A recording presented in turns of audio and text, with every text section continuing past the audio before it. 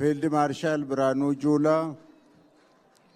መልእክት አስተላልፎ ቀጣይ የዕለቱን ክብር እንግዳ እንዲጋብዙልን በአክብሮት እጋብዛለሁ። ክቡር ዶክተር አብይ አህመድ የኢፌዴሪ ጠቅላይ ሚኒስትርና የጦር ኃይሎች ጠቅላይ አዛዥ፣ ክብርት ቀዳማዊት እመቤት ወይዘሮ ዝናሽ ታያቸው፣ ክቡር አቶ ታደገሰ ጫፎ የሕዝብ ተወካዮች ምክር ቤት አፈጉባኤ፣ ክቡር አቶ ደስታ ሌዳሞ የሲዳማ ብሔራዊ ክልላዊ መንግስት ርዕሰ መስተዳድር፣ ክቡር ጀነራል አበባ ታደሰ የመከላከያ ምክትል ጠቅላይ ኤታማዦር ሹም፣ ክቡራን የክልል ርዕሰ መስተዳድሮች፣ ክቡራን ሚኒስትሮች፣ ሚኒስትር ዴኤታዎች፣ ክቡራን የፌዴራል ከተሞች ከንቲባዎች፣ ሌተናል ጀነራል ሹማ አብደታ የልዩ ዘመቻዎች እዝ ዋና አዛዥ፣ ክቡራን የጀግናው መከላከያ ሰራዊታችን የኃይል የእዝና የዋና መምሪያ አዛዦች፣ ክቡራን ክቡር ብርጋዴር ጀነራል ተስፋዬ ሀብተማርያም የህብረተሰባዊ ኢትዮጵያ ጀግና ሜዳይ ተሸላሚ፣ የተከበራችሁ የፌዴራልና የክልል የጸጥታ ተቋማት አመራሮችና አባላት፣ ክቡራን ከፍተኛ የመንግስት የሥራ ኃላፊዎች፣ ክቡራን የሐዋሳ ከተማ አስተዳደር ኃላፊዎችና የሥራ አመራሮች፣ የተከበራችሁ የሃይማኖት አባቶች፣ አባገዳዎች፣ የሀገር ሽማግሌዎች፣ ውድ የዚህ በዓል ባለቤት የሆናችሁ የልዩ ዘመቻዎች እዝ አመራሮችና አባላት፣ የተወደዳችሁ የጀግና መከላከያ ሰራዊታችን ሰራዊት በየደረጃው ያላችሁ አመራርና ሰራዊት አባላት በሙሉ፣ ክቡራን በዚህ በዓል ላይ ለመታደም የተገኛችሁ የሐዋሳ ከተማ አካባቢ ነዋሪዎች፣ ክቡራትና ክቡራን፣ ከሁሉ አስቀድሜ አገራችን ኢትዮጵያ ከውስጥና ከውጭ የተቃጡባትን የውክልና ጥቃቶች እየመከተች ለተነጻጻሪ ሰላም እንድትበቃ ከዚህ በፊት በሀገራችን ታሪክ ተሞክሮ በማያውቅ ደረጃ ኢትዮጵያ እንድታንሰራራ እያደረገ ያለ የኢኮኖሚ ልማት እንዲሳካ የህይወት መስዋዕትነት በመክፈል የተጋረጠብንን አደጋ በመመከት ለዛሬው 65ኛ ዓመት የልዩ ዘመቻዎች እዝ ምስረታ በዓል በድል በመድረሳችን እንኳን ደስ አላችሁ፣ እንኳን ደስ አለን ማለት እወዳለሁ። ክቡር ጠቅላይ ሚኒስትር፣ ክቡራትና ክቡራን፣ ከ2010 ዓመተ ምህረት ለውጥ በኋላ ክቡር ጠቅላይ ሚኒስትር ዶክተር አብይ አህመድ ብለው እንደነበረው እኛ ኢትዮጵያውያን የትልቅ አገር ባለቤትና የትልቅ ህዝብ አገር በመሆናችን የኢፌዴሪ የኢህአዴግ መንግስት የገነባው ሰራዊት ኢትዮጵያን የማይመጥን በመሆኑ መከላከያ ሪፎርም መደረግ አለበት በማለት ባዘዙት መሰረት የመከላከያ ሰራዊት ሪፎርም እንዲደረግና ሰራዊቱ የማንኛውም የብሔር የፖለቲካ ውግንና የሌለው ሀገራዊ ሰራዊት እንዲገነባ በሰጡት አመራር መሰረት ቋሚ ተቋም ያላት አገር እናድርጋት ባሉት መሰረት የልዩ ዘመቻዎች ኃይል፣ የአየር ኃይል፣ የሜካናይዝድ፣ የኤሌክትሮኒክስ ዋርፌር፣ የሳይበር ኃይሎች ላይ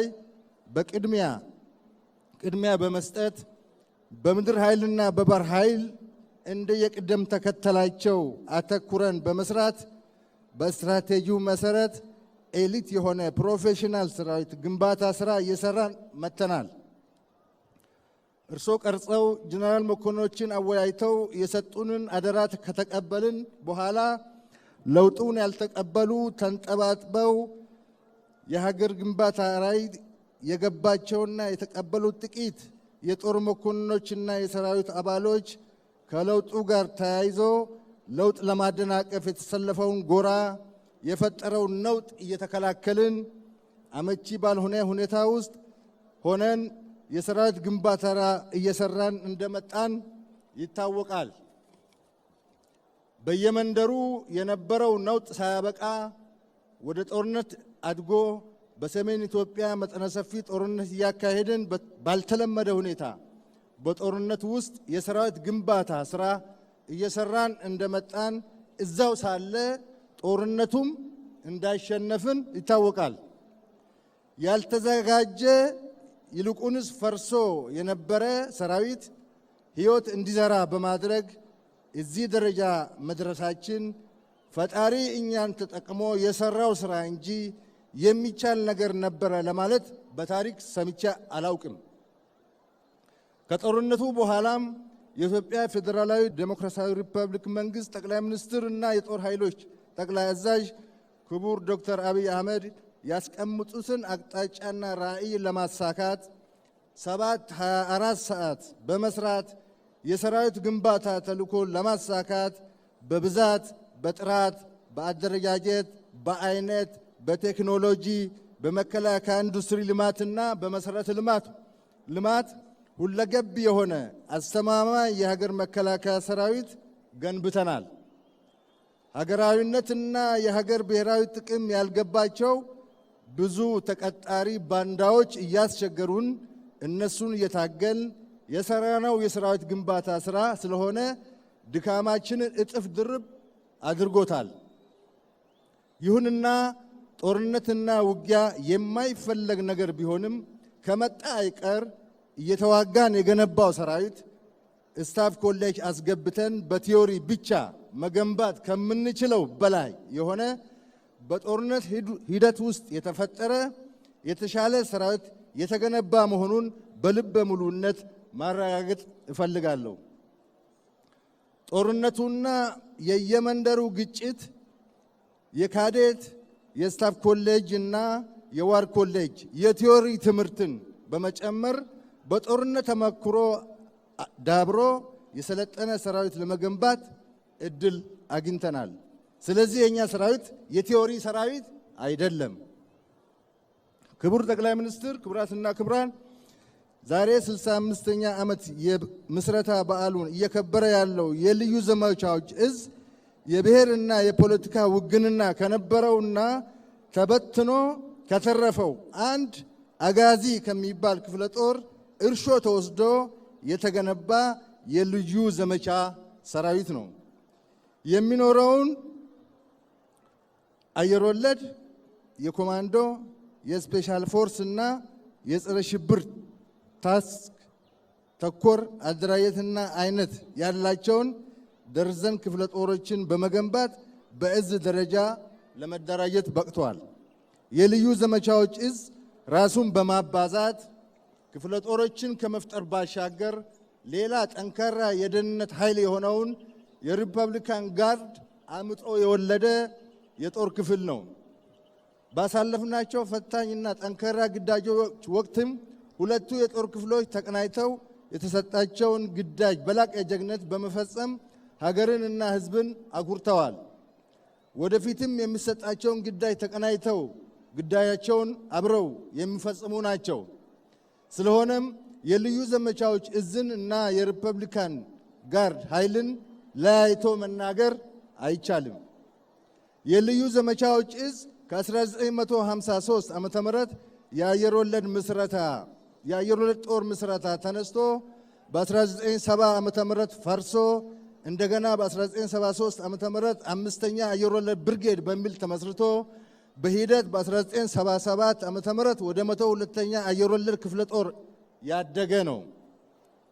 102ኛ ክፍለ ጦር ከደርግ መንግስት መውደቅ ጋር ፈርሶ እንደገና ከኢህአዴግ ጋር ከበረሃ የመጡ 4 ኮማንዶ ሻለቆችንና ከተበተነው 102ኛ አየር ወለድ ክፍለ ጦር የተገኙትን በማሰባሰብ አጋዚ የተባለ ክፍለ ጦር ተመሰረተ።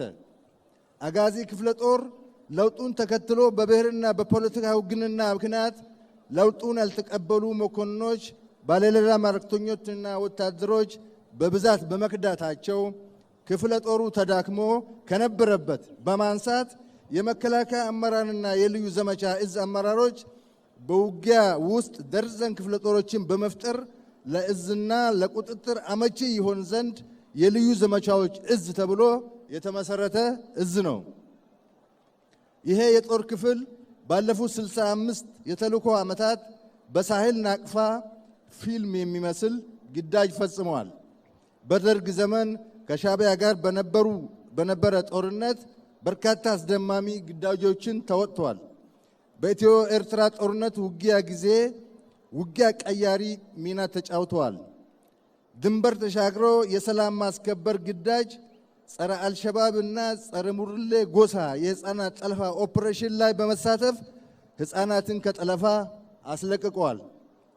ሰሜን እዝን በመምታት ኢትዮጵያ ላይ በተፈጸመው የክህደት ጦርነት በሁመራ በኩል 5ኛ ሜካናይዝድ ክፍለ ጦርን አስገራሚ ኦፕሬሽን በመፈጸም ክፍለ ጦሩን ከክህደት መንጋጋ አላቀዋል። በአድቀይህ፣ በዛላምበሳ፣ በፋጺ፣ በሂዳጋ ሐሙስ፣ በነጋሽ፣ በአጉላ ማጥቂያ አቅጣጫዎች በመሰለፍ የህግ የማስከበር ዘመቻን ያፈጠነ ሰራዊት ነው። ጦርነቱ ወደ አፋርና አማራ በተስፋፋ ጊዜ በዞብል፣ በድሬ ሮቃ፣ በኒኒበር፣ በከሚሴ፣ በሸዋሮቢት፣ በጠርማ በርና በመሳሰሉት ጠላትን በመመከት የተበላሸ ውጊያን በማቃናት በኃይል የበታችነት እንከላከል የነበረውን ውጊያ በማዘግየት ውጊያችን ለዝግጅታችን ጊዜ እንዲሰጥ ያደረገ የጦር ክፍል ነው።